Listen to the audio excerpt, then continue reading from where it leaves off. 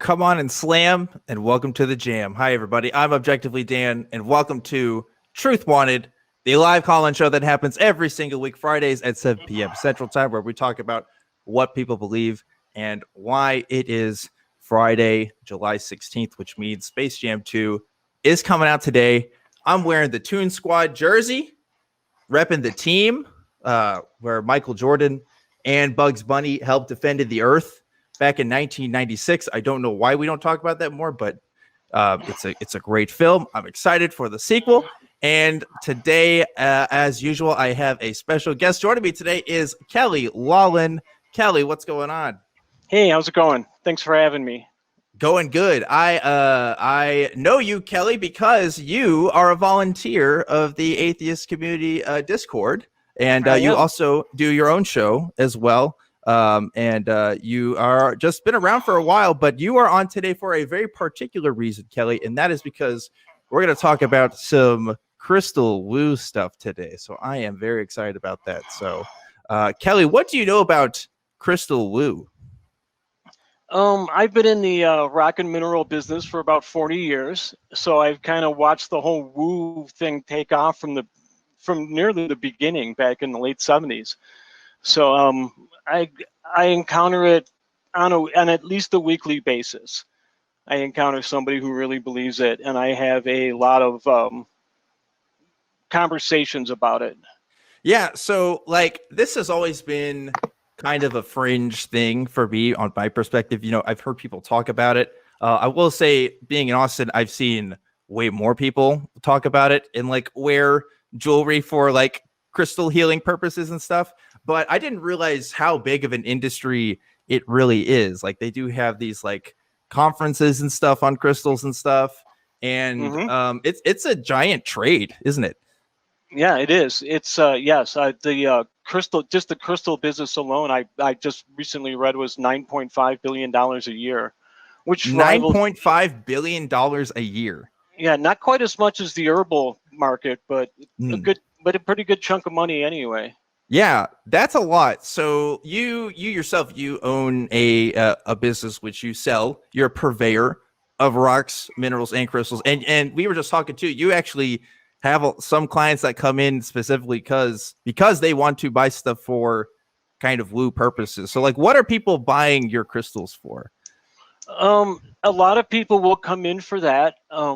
We have a sign inside our front door that says our crystals are guaranteed not to heal anyone, and we will give you your money back if you bring us a note from a doctor telling us that the crystal healed you. Oh man. We haven't had to pay out any money back yet, but we have also had people see that sign and storm out. Really? We have there's a crystal therapist a couple of towns over that actually gave us a really bad review on Facebook because all of our crystals have bad energy because we don't believe in it. So there are people who believe in it so much that they're willing to go that far to actually bad talk somebody who didn't believe it. So like a crystal therapist, like who is that? What does that mean? Like, what do they do with these crystals? Do you know what Reiki is? It's a lot like Reiki. They're going to manipulate your energy to make you feel better, or to cure your disease, or to cure your psychological problem that you might be having. Yeah. If it actually is working, it's something but a placebo effect. But that's the idea behind it. Yeah, Reiki is kind of weird because with Reiki, they're like, they think that they're actually manipulating the energy like with their body and doing stuff like that. And I guess I've heard similar terminologies with kind of the crystal world. I've read something about how the structures of these crystals can somehow contain some kind of energy. Like I saw a thing on TikTok, I think, about somebody charging their amethyst under the moonlight or something, whatever charging means. Like, I don't even know if they know what that means, but like, it's crazy that this is such a widespread thing. And I always thought it was a new age thing, but I've recently seen more people who identify as Christians and who identify under other like kind of mainstream labels also like take crystals as like a serious thing. So that's kind of interesting to see too. Be like celebrities like Gwyneth Paltrow kind of made it mainstream. So yeah, right? Yeah, that's true. So that's happening, and a lot of people are realizing that, maybe I can believe in this and still be a Christian, because God created this stone, so that He must have created it for me to use, right? Right. Yeah, So I you guess can that's have that true. crossover that way. I guess so. Like, but I don't think there's no Bible story that I'm aware of that uses rocks as a healing tool, right? Like, I don't think that's a thing. I don't think Jesus was No, throwing rocks at people, but no, but there is a historical link to the Bible in the breastplate of Aaron. in the breastplate of Aaron. Tell me more about that. What do you mean? He had 12. Aaron, the Moses' brother, had 12. Wore a breastplate as it was a sign of his priest, of his being a priest, the high priest, Yeah. and he had Okay. 12 stones that were embedded in uh, the breastplate, one for Mm. each sign of the zodiac, one for each month of the year. Was that That's what? actually Isn't that that's for where like our the 12 tribes of Judah though? Isn't that what um that's about? you know what, I think you're right, but that's where we're getting, that's where we get our, what the reason I made that connection was, that's the where we got the original birthstones from, were the 12 stones that were in the breastplate of Aaron. What? I did not know that. I'd have to look that up. I haven't heard that That's before. that's where the original list came from, and now it's changed over the years. The list we use today was actually mostly made in the early part of the 20th century by Tiffany's.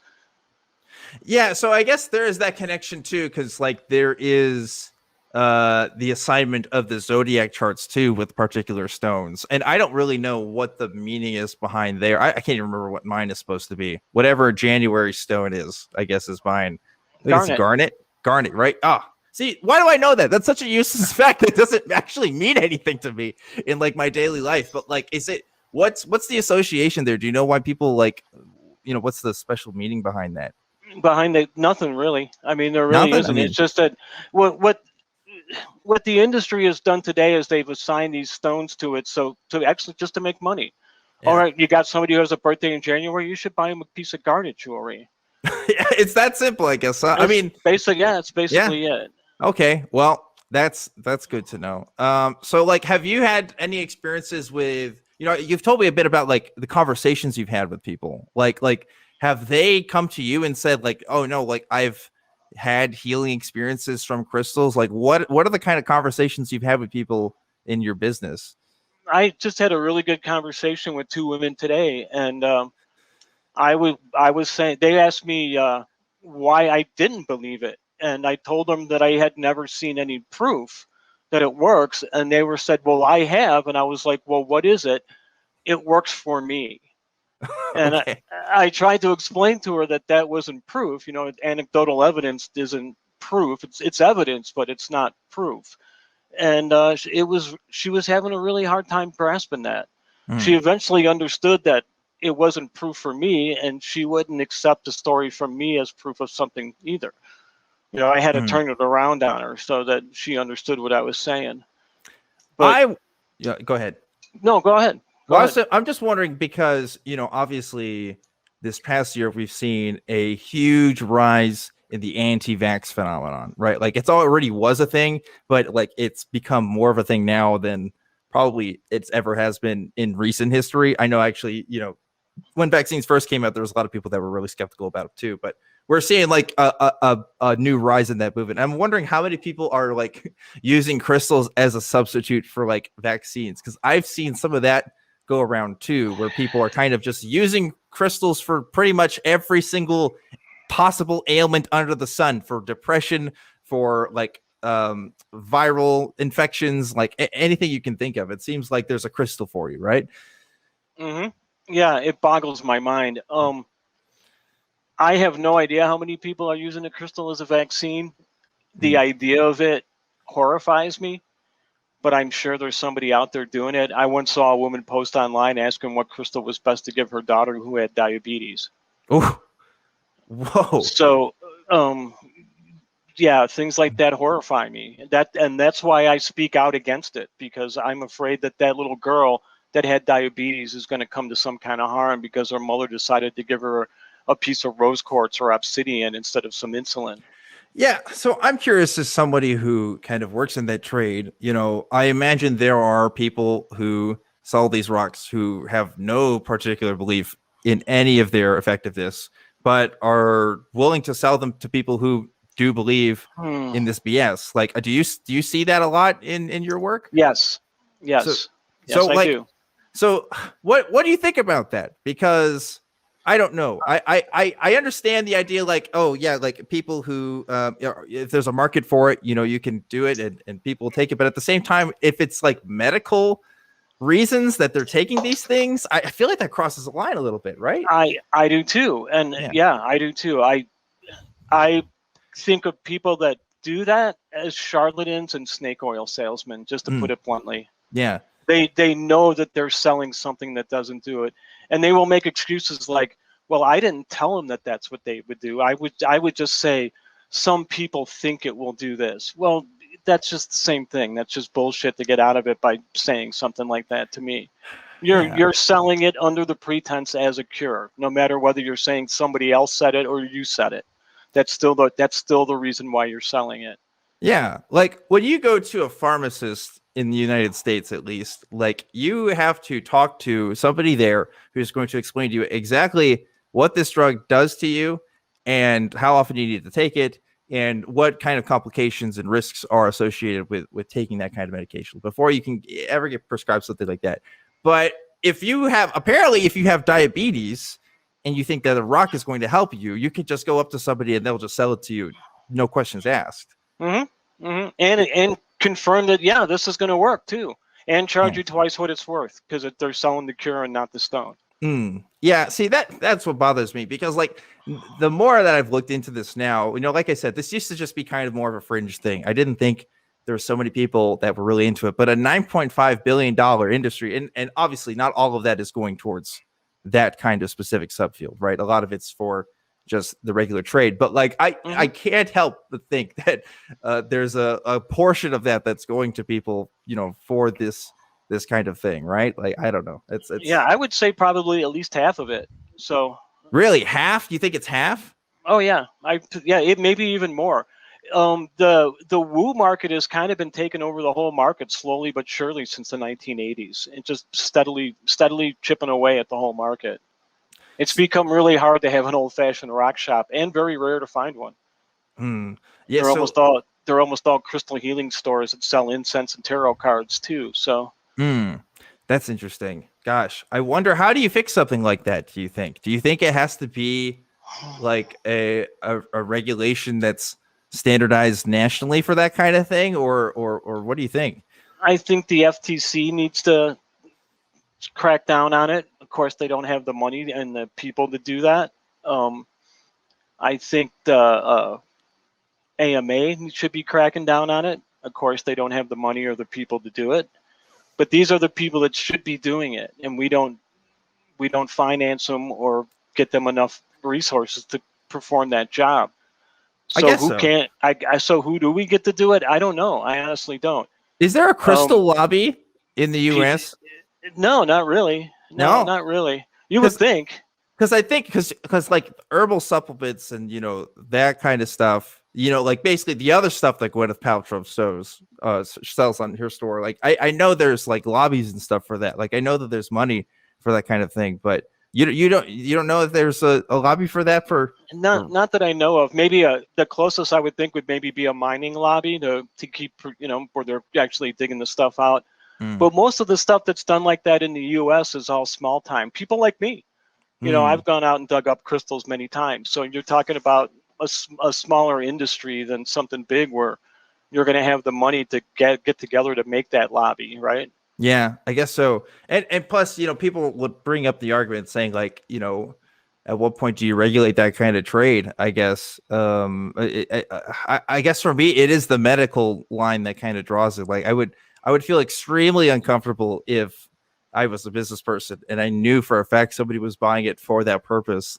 Like in lieu of regular healthcare too, right? Like if they're going to that first before they're seeing a doctor, like that's a problem. And then like there's tons of people that are doing that, I'm sure. I mean, I think everybody at this point has seen all the Facebook screenshots of people in different groups and stuff talking about what they're doing, and a line of crystals all laid out down their chakra line, right? Yeah, that kind of stuff. Right. I mean, I always go back to TikTok, but man, TikTok, here's the thing about the internet, man. Like the internet is so great because I've learned about so many different people's perspectives and so many different people's ways of life, and how so much of it is bullshit. Like so much of it is just like stuff that just can't be verified, or people have an insane amount of confidence in that they should not have. And the crystal stuff, just the woo stuff in general, like there's a lot of that out there, and it's just a trendy thing now. I don't know. Yeah, we need the internet to be peer reviewed. Peer reviewed. I don't know. Well, like I don't want to be like a Debbie Downer on this. Like I don't want to be like the guy that's complaining about all the kids these days and what they're doing on the TikToks. But like it like at what point do we stop and say like, oh, this might be a problem actually? Like this might actually hurt people. I don't know. Yeah, I don't know where to draw that line. What I don't really know is who we're gonna make or put in the position to draw that line. That's an even harder thing than where we're going to draw the line. Who do we put in that position, and can we trust them to keep that line safe? Right. Yeah. So it's a tough thing to think about or to even implement. So yeah, I'm glad we don't live in a place where if I go to the hospital, like a doctor isn't going to prescribe me with like amethyst for any medical ailments or something. Right. At least we're not that far in.